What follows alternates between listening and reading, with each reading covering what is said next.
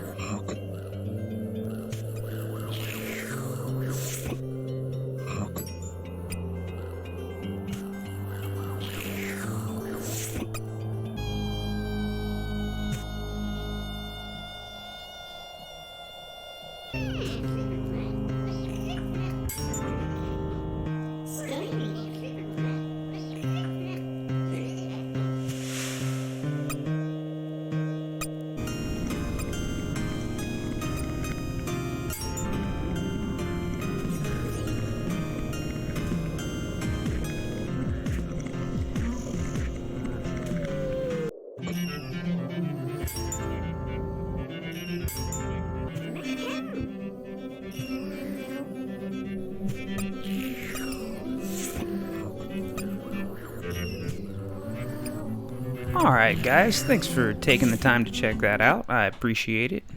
Hopefully you found a little bit of inspiration in there, but I just wanted to take a look at the project in the Unity editor here. This particular scene is the drowning scene. I picked it because it's super simplistic, but still got a little bit going on to it. Here's what it looks like running. See, we got some movement with the fishes in the background, and then the plant life. Got some little guys bobbing up and down in the background. Now, the way his animations work is it actually switches through. It's a sprite sheet, so this is that animation in Blender, and what I've done is I've used the grease pencil to go in and draw Sweet Pea once, and then duplicate that and make edits in the duplications to create a sprite sheet. I cover this in a previous video that I've done, the technique. I forget the name of the video, but it's in there somewhere. It's in the Starting Your First Game playlist. But I essentially center the camera on this group of objects and then render that single frame out. I can use that single frame as a sprite sheet reference within Unity. And I've also got my seaweed up here. That I just ran as normal, but the actual drowning animation was way too quick, so I went back in and edited it. You can also see the little spider guy here. Same technique there. Just had a little bit of movement in his legs and his chompers, and rendered that out, single frame. You got a sprite sheet. You're able to reference that within Unity and use it in all sorts of ways. It's pretty awesome. Let's go back into Unity. Take a look at that. Alright, so you can see over here under the death object, I have parented all the different sprites that I rendered out in that sprite sheet. I've essentially, instead of using it as a traditional sprite sheet, I've separated it out into individual objects, layered those objects over top of each other, and then with code I'll go in and switch them out. That way you have more control over the timing and everything. Most of this game I've been lucky enough to be able to code in Playmaker, which is fantastic software. It's got a price tag on it. I think it's 45 to 60 bucks. It depends on if it's on sale or not. But in my opinion, it's well worth it. It's a visual scripting tool, and I also have a tutorial on that if you're just getting into the basics. It's essentially just to show you around.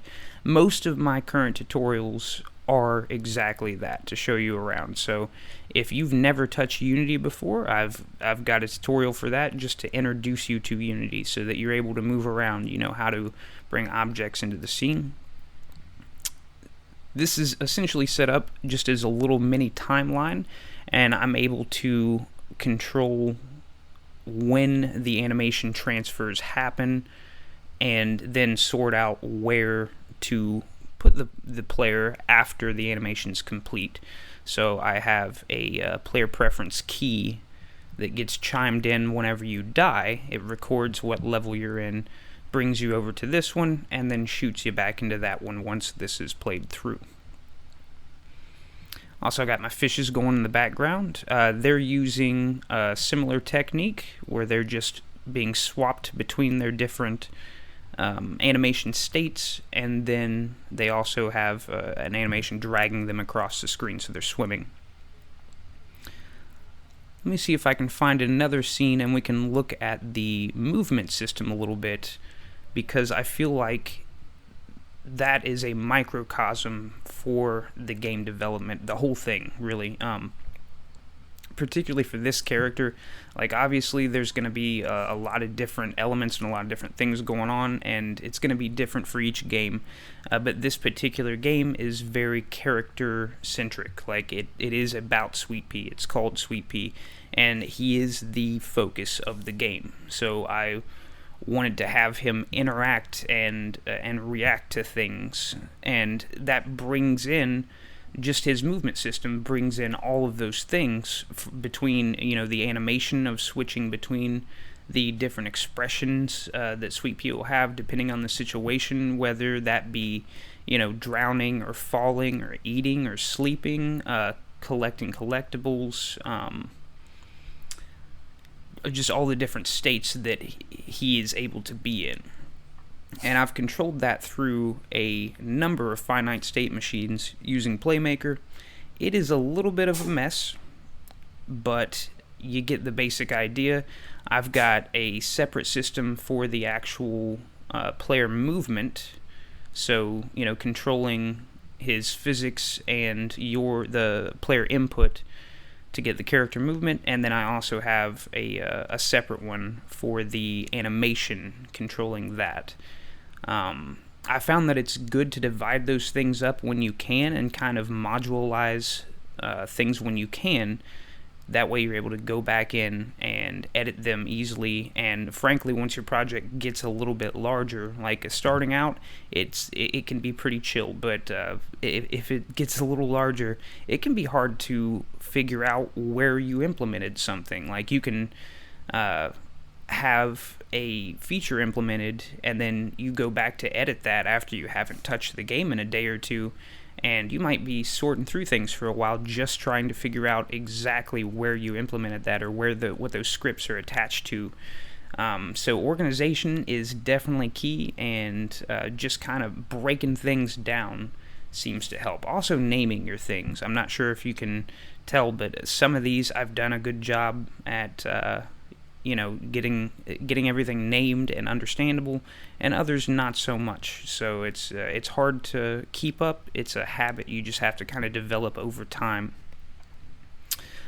But these are just the different systems that are guiding Sweet Pea and controlling him. This is all these finite state machines are purely attached to Sweet Pea and control everything from his movement to the sounds he makes to like if he impacts the ground too hard, little dust puffs will pop up. So he's generating instances as well as his power-ups and stuff. He's got a number of power-ups.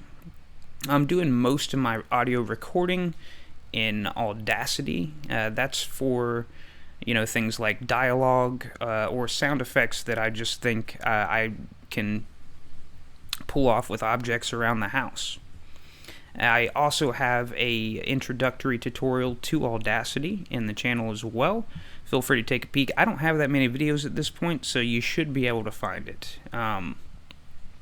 Another one is GIMP. GIMP is fantastic. It's a great 2D solution, kind of a Photoshop substitute. I used it here to do some touch-up work. So I had this that I did in grease pencil, and maybe you want it to have a little bit of grunge to it, a little bit more character to it. You can go in and just add a little bit of character. It's super simplistic. It's a great tool. You can do a lot of stuff with it. I also used it for all the UI stuff. And this is really basic.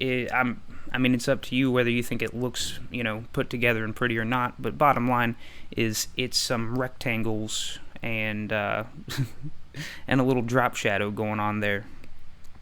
I tried to keep a consistent theme throughout all the UI and the menus, so they all have these few color variations to them to sort of match up and stay consistent. Overall, I also have a introductory tutorial to GIMP as well on the channel. Like I said, all the software that I'm featuring here. One thing I did not show was LMMS. It's a fantastic audio software. It's great for producing tracks and stuff like that. It is also free.